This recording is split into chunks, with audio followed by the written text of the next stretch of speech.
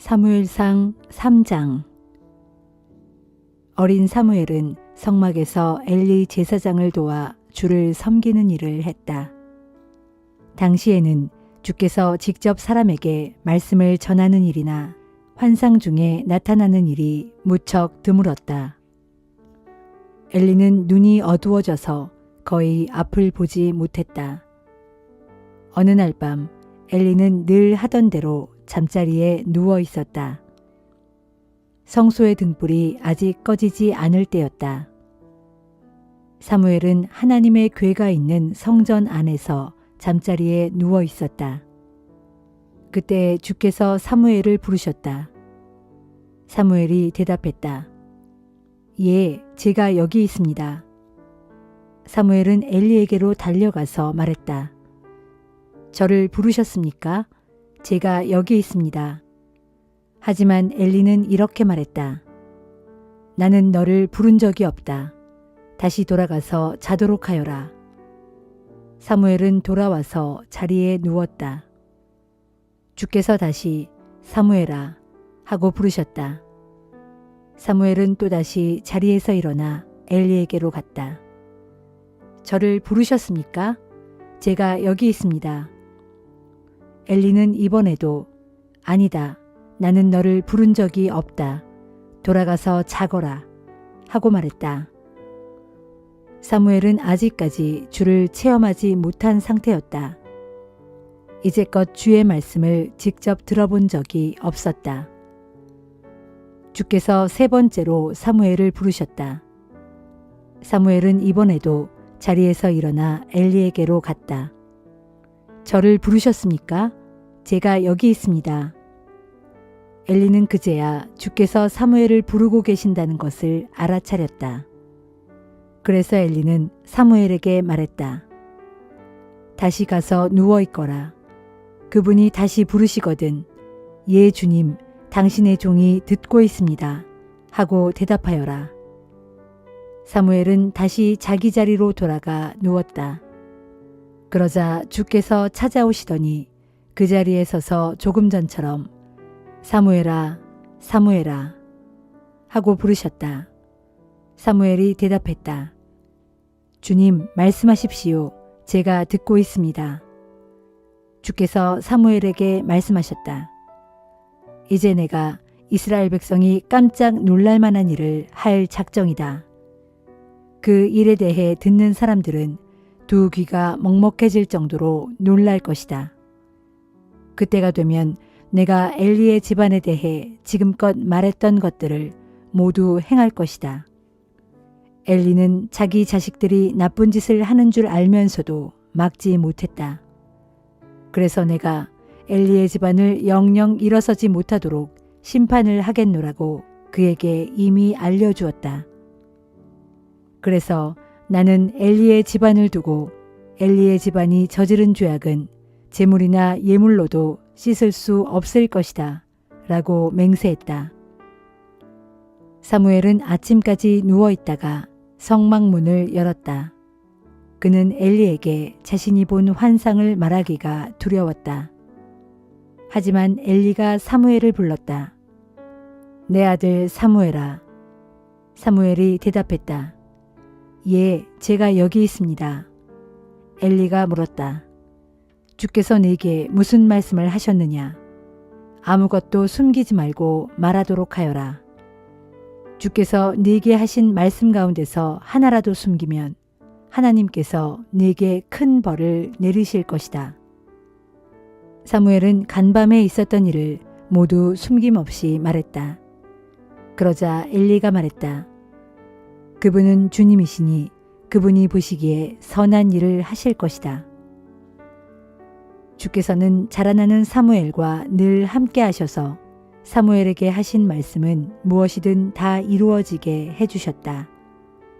그리하여 단에서부터 브엘세바에 이르기까지 이스라엘의 모든 사람들이 사무엘을 주의 예언자로 떠받들었다. 주께서는 실로의 성전에 계속 나타나셔서 사무엘에게 말씀을 통하여 자신의 뜻을 가르쳐 주셨다.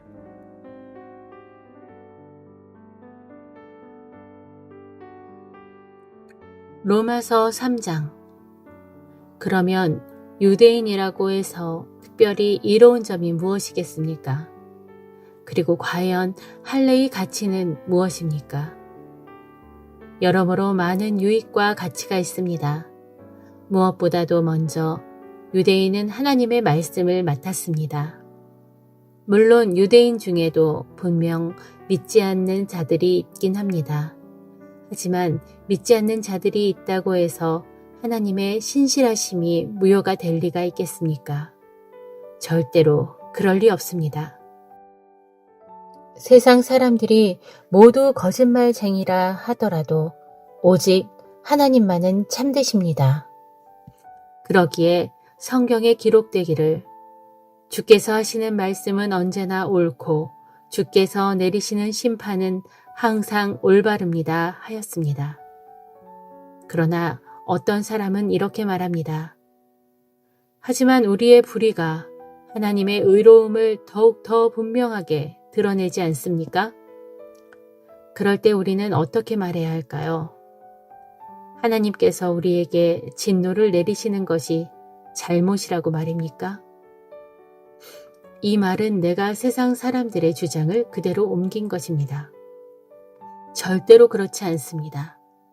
만약 그렇다면 하나님께서 어떻게 세상을 공정하게 심판하실 수가 있겠습니까? 또 더러는 이렇게 주장하는 사람도 있습니다. 내 거짓이 하나님의 신실하심을 더욱 크게 드러나게 하고 하나님의 영광을 더욱 크게 할 것이니 내가 죄인으로 정죄받을 이유가 어디에 있단 말인가? 만일 이런 논리를 편다면 우리가 악하면 악할수록 하나님께는 결국 더 좋은 일이 된다는 말이 되고 맙니다. 사실 어떤 사람들은 우리가 그렇게 말하고 다닌다고 비방하기도 합니다. 그런 사람들은 정죄를 받아 마땅합니다. 그러면 어떻게 결론을 내려야 할까요? 우리 유대인이 이방 사람들보다 더 낫다고 할 수 있을까요? 결코 그렇지 않습니다. 이미 지적한 대로 유대인이나 이방인이나 모두가 죄 아래에 있습니다. 이 사실은 성경에 기록된 말씀과 똑같습니다. 곧 의인은 아무도 없다. 한 사람도 없다. 깨닫는 사람도 없고 하나님을 찾는 사람도 없다. 모두가 곁길로 빠져 못된 짓을 저지르는 쓸모없는 사람들 뿐이니 선한 일을 하는 사람은 찾아볼 수 없다. 단 한 사람도 찾을 수가 없다. 그들의 목구멍은 열린 무덤이고 그들의 혀는 사람을 속이는 연습만 한다. 그들의 입술에는 독사의 독이 있을 뿐이다. 그들의 입에는 저주와 독설이 가득 찼다. 그들의 발은 남의 피를 흘리게 하는 일에는 신속하게 움직이니 그들이 가는 길에는 불행과 파멸뿐이다. 그들은 평화의 길이라고는 도무지 모르는 사람들이다. 그들의 눈에는 하나님을 두려워하는 기색이 조금도 없다. 이제 우리는 율법이 무엇을 말하든 그것은 결국 율법 아래에 있는 모든 사람을 향해 말하는 것임을 알고 있습니다. 그리하여 모든 사람들의 입을 다물게 하고 온 세상이 하나님 앞에서는 유죄라는 사실을 드러내려는 것입니다. 그러므로 율법을 잘 지킴으로써 하나님 보시기에 의롭다고 인정을 받을 수 있는 사람은 아무도 없습니다. 하나님의 율법은 우리로 하여금 스스로가 죄인이라는 사실을 깨닫게 해줄 따름입니다. 그러나 이제 율법과는 상관없이 하나님께 의롭게 받아들여지게 되는 길이 하나님에게서 나타났습니다. 거기에 대해서는 율법과 예언자들이 한결같이 증언하고 있습니다. 하나님에게서 비롯된 이 의로움은 예수 그리스도를 믿는 모든 사람에게 주어지는 것입니다. 거기에는 아무런 차별이 없습니다. 그것은 모두가 죄를 지어서 하나님의 영광에는 이를 수가 없는 처지이기 때문입니다. 이처럼 모두가 죄인일지라도 그리스도 예수께서 마련해 놓으신 죄사함을 통해 하나님의 은혜로 말미암아 모두가 아무런 대가도 치르지 않고 값없이 하나님께 의롭다는 인정을 받을 수 있습니다.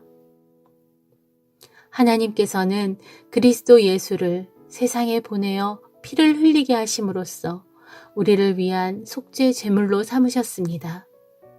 하나님께서 앞서 지으신 우리의 죄를 벌하지 않은 채로 참으신 것도 이렇게 자신의 의로움을 널리 드러내시기 위해서였습니다. 이렇게 하나님께서 지금 이 시대에 자신의 의로움을 나타내신 것은 자신이 진정 의로운 분이시라는 것과 또 자신의 독생자 예수 그리스도를 믿는 사람들은 누구나 의롭다고 인정해 주신다는 사실을 드러내 보여주기 위해서였습니다. 그러므로 우리 사람이 자랑하며 내세울 것이라고는 아무것도 없습니다. 전혀 없습니다. 왜 그렇습니까? 우리가 하나님께 의롭다고 받아들여지게 하는 것은 우리가 행위의 법에 따라 율법을 잘 지킴으로써 그렇게 된 것이 아니고 오직 예수 그리스도를 믿는 믿음의 법에 따라 그렇게 된 것이기 때문입니다. 그렇습니다. 사람이 하나님께 의롭다고 받아들여지게 된 것은 율법을 준수하는 것과는 상관없이 오직 믿음에 의해 그렇게 된다는 것이 우리의 주장입니다. 하나님께서는 유대인만의 하나님이 아닙니다. 그분이 이방인들에게는 하나님이 아닌 걸까요? 그렇지 않습니다. 그분은 이방인들에게도 역시 하나님이십니다. 참으로 온 세상에 하나님은 오직 한 분만이 존재하기 때문입니다. 그러므로 하나님께서는 할례를 받은 사람들도 그 믿음을 보시고 의롭다고 인정해 주시고 할례를 받지 않은 사람들도 똑같이 그 믿음을 보시고 의롭다고 인정해 주시는 것입니다. 그러면 이러한 믿음에 의해 율법은 아무것도 아닌 것이 되어버릴까요? 절대로 그렇지 않습니다. 오히려 믿음은 율법을 더욱 굳건하게 세워줍니다.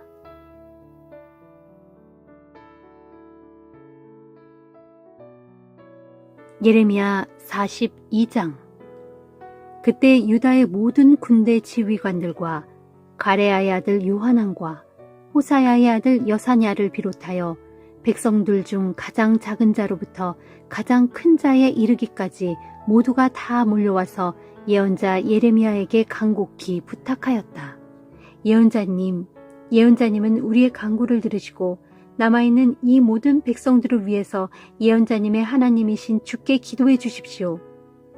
지금 예언자님이 보시는 바와 같이 예전에는 많았던 우리 백성이 이제는 이렇게 적은 수요만 남게 되었습니다. 그러니 이제 우리가 가야 할 곳이 어디인지, 우리가 해야 할 일은 무엇인지를 예언자님의 하나님께 여쭈어 주시기를 바랍니다. 예언자 예레미야가 그들에게 대답하였다. 잘 알겠소. 여러분들이 요청하신 대로 내가 여러분들의 하나님이신 주께 기도를 드리도록 하겠소. 그리고 주께서 대답해 주시는 것을 여러분들께 하나도 빠짐없이 그대로 다 전해드리도록 하겠소. 그러자 그들도 예레미야에게 약속하였다. 고맙습니다. 우리도 예언자님의 하나님이신 주께서 예언자님에게 이르시는 모든 말씀에 순종하여 그대로 따를 것입니다. 이 일에 있어 주님은 우리 사이에 진실하시고 신실하신 증인이 되십니다. 우리가 이처럼 예언자님에게 특별히 부탁하여 우리 하나님이신 주께 기도해 주시기를 요청하는 것은 주님의 응답이 좋든지 나쁘든지 개의치 않고 오직 주님의 말씀대로 따르기 위함입니다. 우리가 우리 하나님이신 주님의 말씀대로 따르면 정녕 우리가 복을 받아 우리의 모든 일이 잘 풀릴 것입니다. 그로부터 10일 후 주의 말씀이 예레미야에게 내렸다. 그래서 예레미야는 가레아의 아들 요하난과 그와 함께하는 모든 군대 지휘관들을 비롯하여 백성들 중 가장 작은 자로부터 가장 큰 자에 이르기까지 모두를 다 불러 모으고 그들에게 말하였다. 앞서 여러분들은 나를 찾아와 여러분의 절박한 문제에 대해 이스라엘의 하나님이신 주께 여쭈어 달라고 내게 부탁하였소. 이제 주께서 여러분에게 대답하신 말씀을 잘 들으시오. 주께서 이르시기를 너희가 유다 땅을 떠나지 않고 그 땅에 여전히 머물러 살면 내가 너희를 세워주겠고 헐지 않을 것이며 너희를 심어주겠고 뽑지 않을 것이다. 그것은 내가 너희에게 재앙에 대하여 내 뜻을 돌이켰기 때문이다. 나 주가 말한다. 너희가 지금 바빌로니아 왕의 보복을 두려워하고 있으나 그를 두려워하지 마라. 내가 너희와 함께하여 너희를 구원할 것이니 내가 그의 손에서 너희를 반드시 구해줄 것이다. 그러니 너희는 그를 두려워하지 말고 유다 땅에 머물러라. 내가 정녕 너희를 불쌍히 여겨 너희에게 자비를 베풀어 주리니 바빌로니아 왕으로도 역시 너희를 불쌍히 여기게 하여 너희 모두를 너희 고향 땅으로 돌려보내게 할 것이다 하셨습니다. 그런데도 만일 여러분이 여러분의 하나님이신 주의 말씀을 따르지 않고 여러분의 고집을 피우며 말하기를 우리는 이 불안한 땅에 계속 머물러 살 수 없다 하면서 또 말하기를 차라리 우리는 더 이상 전쟁을 겪지도 않고 전쟁의 나팔 소리도 들리지 않으며 먹을 양식도 떨어질 염려가 없는 이집트 땅으로 반드시 이주하고 말 것이다 한다면 기필코 일이 잘못되고 말 것이요. 그러므로 유다 땅에 남아있는 사람들이여 이제 여러분에게 이르시는 주님의 말씀에 귀를 기울이십시오. 전능하신 만군의 주 이스라엘의 하나님께서 말씀하시기를 만일 너희가 이집트로 내려가서 그 땅에 정착하기를 끝까지 고집한다면 너희가 그토록 두려워하는 전쟁의 칼이 이집트 땅까지 너희를 속히 뒤따라가서 너희에게 들이닥칠 것이고 너희가 그토록 무서워하는 흉년의 굶주림이 이집트 땅까지 급히 너희를 뒤쫓아가서 너희를 덮칠 것이니 너희가 결국 그 땅에서 죽고 말 것이다. 그렇다. 이집트로 내려가서 그 땅에 정착해 살겠다고 고집을 피우는 사람들은 모두 칼과 기근과 전염병으로 거기서 죽게 될 것이다. 내가 그들에게 재앙을 내릴 때에 그 재앙에서 벗어나 살아남을 자가 아무도 없을 것이다 하셨습니다. 전능하신 만군의 주 이스라엘의 하나님께서 여러분에게 또 말씀하시기를 만일 너희가 내 말을 거역하고 끝내 이집트로 도피하면 앞서 나의 진노와 분노가 예루살렘 주민들에게 퍼부어졌듯 이제 내가 나의 진노와 분노를 너희 위에 쏟아부을 것이다. 그렇게 되면 너희가 온 세상 가운데 역겨움과 경악과 저주와 비웃음의 대상이 될 것이고 너희는 다시는 이 땅을 보지 못하고 이방 땅에서 죽고 말 것이다 하셨습니다. 그러므로 유다 땅에 남은 사람들이여 이처럼 주께서는 여러분의 일로 내게 말씀하시기를 너희는 이집트로 내려가지 말라 하셨고 그래서 오늘날 나도 여러분이 이집트로 내려가서는 안 된다고 엄히 경고하고 있다는 사실을 분명히 아시기를 바랍니다. 앞서 여러분은 나를 여러분의 하나님이신 주께로 보내면서 우리를 위하여 우리의 하나님께 우리의 갈 길에 대해 기도해 주시고 우리 하나님이신 주께서 말씀하시는 대로 우리에게 전부 알려주십시오. 그러면 주님의 응답이 우리에게 좋든지 나쁘든지 개의치 않고 주님의 말씀대로 다 행하겠습니다 하고 분명히 약속했습니다. 그런데 여러분은 여러분의 마음을 속이고 그 약속을 거짓으로 한 것입니까? 오늘날 나는 여러분의 하나님이신 주께서 내게 일러주시는 모든 말씀을 여러분에게 하나도 빠짐없이 그대로 전부 말해 주었지만 여러분은 스스로 약속을 깨뜨리고 주의 말씀에 도무지 순종하지 않았습니다. 그러므로 이제 여러분은 분명히 알아두십시오. 여러분이 내려가서 정착해 살려는 그곳 이집트 땅에서 여러분은 전쟁의 칼과 흉년의 굶주림과 독한 전염병으로 결국 죽고 말 것입니다.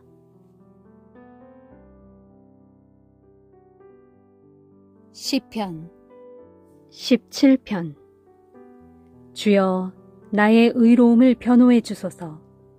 나의 부르짖는 소리를 들어주소서. 거짓없이 드리는 나의 신실한 기도를 들어주소서. 주께서는 언제나 공정하신 분이니 주님의 눈으로 과연 누가 옳은지 공평하게 살펴주소서. 주께서는 나의 이 마음 자세히 살펴보셨고 심지어 밤에도 나를 찾아와 샅샅이 조사하셨습니다. 나를 여러모로 시험하셨지만 주께서는 내게서 아무 허물도 찾지 못하셨습니다. 진실로 나는 주 앞에서 내 입술로 죄를 짓지 않겠노라고 결심했기 때문입니다. 주여, 다른 사람들이야 어떠하든 나는 주께서 하신 말씀을 굳게 지키고 폭력을 일삼는 악한 자들의 길을 걷지 않았습니다. 주께서 가라고 하시는 그 길만 줄곧 따라갔기에 내가 여태 곁길로 벗어난 적이 없습니다. 오 하나님, 내가 이제 주를 부르니 내게 응답해 주소서. 주께 아뢰는 내 말에 귀 기울여 주소서. 주께서는 주님을 믿고 의지하는 자를 반드시 구해주시는 분이시니 오 주여, 주님의 오른손으로 놀라운 사랑을 내게 베풀어 주셔서 나를 치려는 모든 대적들에게서 나를 건져 주소서. 나를 주의 눈동자처럼 지켜주시고 나를 주의 날개 그늘 아래 숨겨주셔서 나를 억누르고 공격하는 악한 자들의 손에서 나를 애워싸고 죽이려고 하는 원수들에게서 나를 지켜주소서. 저들의 양심은 두터운 기름기가 번드르르 끼어 둔해졌고 저들의 입술은 교만하여 자만심에 가득 찬 말만 잔뜩 짓거립니다. 저들은 내가 가는 길을 바짝 뒤쫓아와서 나를 빙둘러 애워싼 채 나를 땅에 고꾸라뜨릴 기회만을 계속 엿보고 있습니다.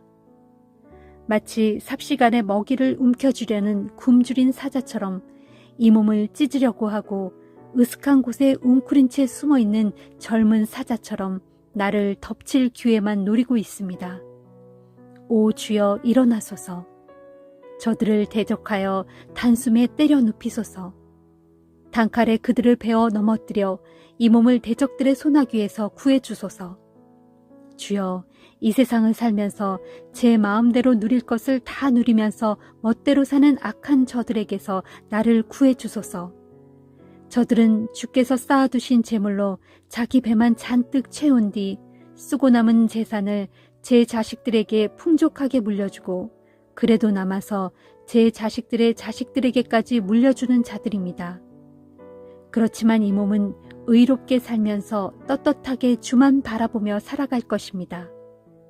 잠에서 깨어나 주님의 모습을 보는 것만으로도 나는 만족하면서 살아갈 것입니다.